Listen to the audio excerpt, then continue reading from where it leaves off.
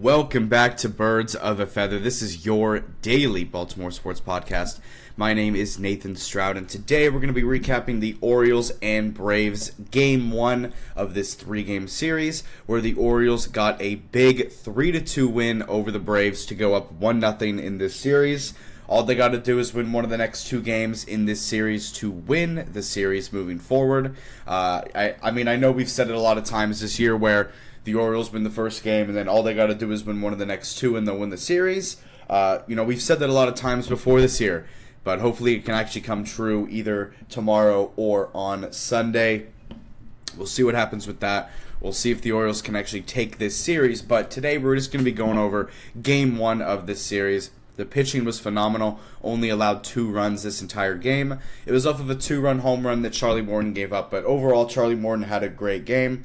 Those were the only 2 runs that he gave up the whole game.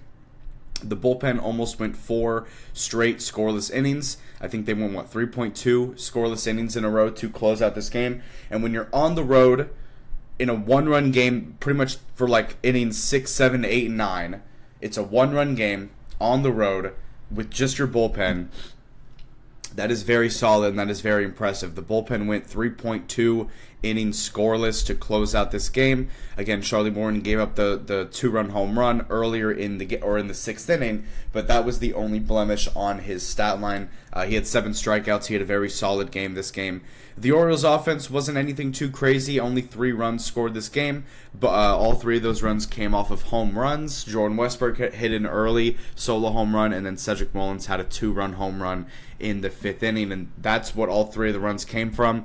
Not really any runs off of base hits, but they were all off of home runs, so that's still fine. At the end of the day, if they get the win, it doesn't really matter how they score. It doesn't really matter how they win at this point. They just have to go out and win games, and they go out and do that today, so let's just go over this game. So going over this Braves and Orioles game, obviously the Orioles win this game 3-2 over the Braves. The Orioles record now moves to 38-49. Still 11 games below 500, so still a lot of work to do before they get back into the season fully. But again, 11 games below 500, 2 wins away from 40, 1 loss away from 50. So hopefully they can hit that 40 win mark before they hit the 50 loss mark. That would be very good. And for them to do that, they would have to sweep the Braves in the series, meaning they win tomorrow and winning on Sunday. But going over this offense, again, nothing too crazy at all in this game. It was a very low-scoring pitching duel-like game from both starters and the bullpen. 7 total hits for the Orioles, 3 runs scored. The Orioles hit Jordan Westbrook hit a solo home run in the 3rd, and then Cedric hit a 2-run home run in the 5th. And those were all the runs that accounted for the Orioles. 0 for 3 with runners in scoring position, only 5 guys left on base. So, again, this was a battle of pitching in general all game long. Jackson Holliday goes 0 for 4. Jordan Westburg, 100% player of the game on offense. He goes 3 for 4. Gunnar Henderson goes 2 for 4. Ryan O'Hearn doesn't get a hit. Ramon Laureano doesn't get a hit. Colton Cowser doesn't get a hit. Gary Sanchez doesn't get a hit. Tyler O'Neill goes 1 for 3 with a run scored in his return. Also, that is something to say. Tyler O'Neill is back in this lineup from his injury, so hopefully he can actually stay healthy for longer than like a week and a half or 2 weeks. So hopefully we can actually have him for quite a while because, we need everyone that we can get at this point. And Tyler O'Neill, obviously, we know that he has a big bat. We know that he has the potential to be good. He does strike out quite a lot, but he doesn't actually strike out in this game today.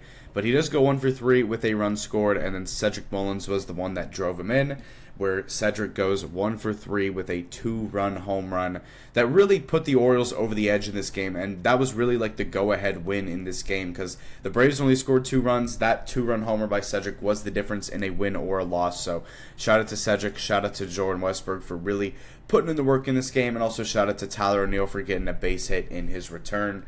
But going over to the pitching, these guys were really the star of the show for the Orioles. Charlie Morton gets the win in this game. He's now 5-7 on the season. And this is one thing I'll say about Charlie before I even read the stat line. It's really cool to see how much he's turned his season around. I think I saw something in his last 7 starts. He has a 2.8 ERA, which is excellent. I mean, he has completely turned his season around. If you remember the first 7 starts of the season, it was horrible. I mean, those are where all 7 of those losses came from. He was 0-7 in his first 7 starts of the season, and now he's 5-7. He has not been credited a loss since being 0-7 in his first 7 starts. So shout out to Charlie Morton for real. He goes 5.1 innings in this game, gives up 6 hits and a walk, 2 runs, 7 strikeouts in the process, and obviously those 2 runs came from a 2-run home run. So not anything too bad at all. Again, 6 hits and 1 walk was all the base runners that he allowed, 2 runs from that 2-run homer, 7 strikeouts in the process, a 97 pitch count across 5 innings, and then his ERA went down to a 5.47. So he's actually among kind of the top for Orioles starting pitcher ERAs, which is crazy if you think back to, just a couple months ago where he was at like an 11 ERA. So it's crazy. Shout out to Charlie Morton. He didn't get through 6 innings. He only got through 5.1, but he was getting worked a little bit in his return to Atlanta. This is the first time he's played the Braves since, leaving. Obviously, he joined the Orioles this offseason. He played for the Braves for quite a while. But he did make his return in Atlanta and has a solid game. Only gives up 2 runs, 5.1 innings pitched. Did as much as he could. 97 pitch count across 5 innings. But the real star of the show, honestly, is probably this bullpen. Andrew Kittredge, Brian Baker, and Felix Bautista. Probably the 3 best Orioles bullpen guys. Andrew Kittredge in this game. Obviously, he's had some bad games recently, but I know that we trust Andrew Kittredge overall for what he brings to the table. Andrew goes 1.2 innings perfect. 1.2 innings, no hits, no runs, no walks, and a strikeout as well. So Andrew Kittredge was excellent in this game when we were bridging over from Charlie to this bullpen. Andrew did a great job. He almost went 2 innings perfect. Again, no hits, no runs, no walks. It was perfect from Andrew. Brian Baker does the exact same thing. No hits, no runs, no walks in 1 inning of work. And then Felix Bautista goes out into the 9th inning and gets the save and has another perfect inning. No hits, no runs, no walks. It was absolutely excellent. Kittredge, Baker, and Bautista all with perfect clean sheet sweeps all across the board. The only hits, runs, walks, anything that the Braves got was against Charlie Morton. This bullpen was unstoppable for the final 4 innings of this game. So shout out to this bullpen. They were excellent in this game. And they were a big reason why the Orioles actually were able to go and get a win in this game. But going over to the game tomorrow for the Orioles, it is going to be against the Braves, obviously, again. And in this game, it is going to be Dean Kramer for the Orioles and Aaron Bummer for the Braves. Bummer is more of is he a starter pitcher? He might be a reliever. Yeah, he's a reliever. So this is kind of going to be a bullpen game for the Braves because, again, they are dealing with a lot of injuries. Chris Sale's on IL for a while, and I know Spencer Schwellenbach's on there as well. So they had Strider play yesterday, and since the Orioles got a win over Strider, that means that the Orioles have to go and get a win over either Bummer or whoever they're using tomorrow, because the next 2 pitchers for the Braves are not going to be too great, so the Orioles have to take advantage of that and get a win. Dean Kramer, obviously, he's really turned his season around as well. He's had some good starts recently, and honestly, he's probably the pitcher that I trust the most right now for the Orioles. So hopefully he can keep that trust up and keep doing his thing, and we'll be good to go with that. So hopefully the Orioles can win this game. And when you look at both teams' records as well, this is something I want to bring up. The Orioles are 38-49. The Braves are 39-48. So extremely similar records. Again, like a 1-game difference between the two. The Orioles and Braves have by far been the 2 most disappointing teams in baseball this season. If you look over to the American League side, it's the Orioles. The National League side, it is the Braves. The Braves had top 3, top 4 World Series odds going into the season. The Orioles had top 5, top 6 World Series odds going into the season. And both teams are sitting, around 10 games below 500 right now. This kind of shows that it's also a little bit relieving as well as an Orioles fan to know, we're not the only team that's going through some disappointment. The Braves are also going through disappointment as well. They've dealt with a lot of injuries this year as well. Draxon Profar, who is someone that was supposed to be, a key part of their offense when they signed him this offseason. He was out for the first 80-something games because of a failed drug test or something.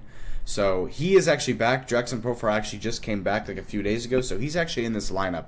The Atlanta lineup, offense-wise, is completely fine. Like, they have all their guys. They have Acuna, they have Olsen, they have Austin Riley, Jackson Profar, Ozuna, Ozzy Albies, Michael Harris. Like, they have everybody on offense that you want. Like, they have the offense that is, what makes the Braves so good. But their pitching has been a big problem here recently, and they've also just lost games in crazy ways as well. I think that they're like +9 in differential overall this year for runs scored and runs allowed, but they're like 9 games below 500, which is absolutely crazy to see. So, again, it's really just two disappointing teams facing each other, and hopefully the Orioles can get a win either today or tomorrow. Hopefully today and tomorrow, best case scenario, and then the Orioles can just go along with the season. If the Orioles can get to 40-49 after this series versus the Braves, going into that Mets series on Tuesday, I will have a lot more confidence with the Orioles actually getting back into the season and being in a comfortable spot going into All-Star break and going also into the trade deadline. Because if the Orioles can go into the trade deadline and decide not to sell, and if they if they can get like 5 or if they can get within like 5, 4, even 3 games below 500, if they can get to like that range going into the trade deadline, I don't think that we're going to sell. I think that we'll actually just try and make a push, which I think would be the smart decision if we get it that low. I mean, obviously, if we're still double digits by All-Star or by the trade deadline, then yeah, sell everything. But if you can get to the 3, 4, 5-ish range, then you can definitely try and make a push this season for the playoffs. But we'll see what happens with the season. It's going to be a crazy rest of the ride. Obviously, Orioles and Braves play tomorrow. Dean Kramer, Aaron Bummer. Hopefully, the Orioles can get a win with that. But thank you guys so much for tuning into and listening to this episode of Birds of a Feather. If you like this content, make sure to subscribe on YouTube, follow up on Spotify, make sure to like the video on YouTube as well. If you want more content as well on Instagram and X, make sure to click the link in the bio of whatever platform you're listening on, and make sure to give the X and the Instagram a follow. I'm live tweeting throughout every single Orioles game. I'm also posting updates on my Instagram when episodes are released, so make sure to stay tuned with that. Again, episode 86 episodes down. We're almost at episode 100. We still got a lot of episodes left to go for baseball season, but football season is approaching here soon over the next few weeks, so it's going to be very exciting to really start posting football content again. It's going to be a lot of fun. We're having a ton of fun on the show, and I appreciate all the support you guys have given me. And yeah, I'll have an episode up sometime tomorrow talking about Orioles and Braves Game 2 of the series. Hopefully the Orioles can just win this game, win the series, and then try and go for the sweep on Sunday. But, we know the Baltimore Orioles. Who knows what's going to happen? If the Orioles win one game in the series, who knows what's going to happen the rest of the series? So we'll see what happens with that. I'll see you guys in the next one. You have a great rest of y'all's day. Go O's, go Ravens, and I'll see you later. Peace out.